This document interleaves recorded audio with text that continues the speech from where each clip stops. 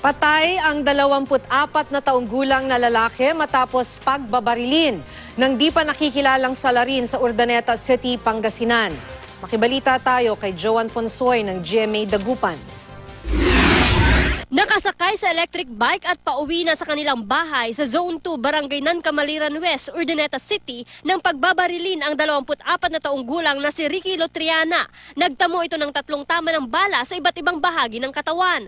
Hindi pa tukoy ang mga salarin na sakay raw ng isang itim na motorsiklo. Mayroon palang hindi inaasahang sumunod sa kanya at nung natapatan na po siya habang binabaybay ang MacArthur Highway, doon po siya pinagbabaril ng mga suspect. Hindi na nagpaunlak ng panayam sa kamera ang mga kaanak ng biktima, pero kwento nila nang galing daw si Lotriana sa barangay hall para sa isang hearing.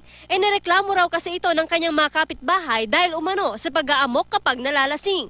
Hindi raw ito ang unang beses na nireklamo ang biktima dahil sa umano'y panggugulo. Titingnan po natin kung may ugnayan to sa away nila sa barangay at tingnan natin kung may iba pang makalap nating impormasyon para makita natin kung may ibang motive pa sa pamamaril.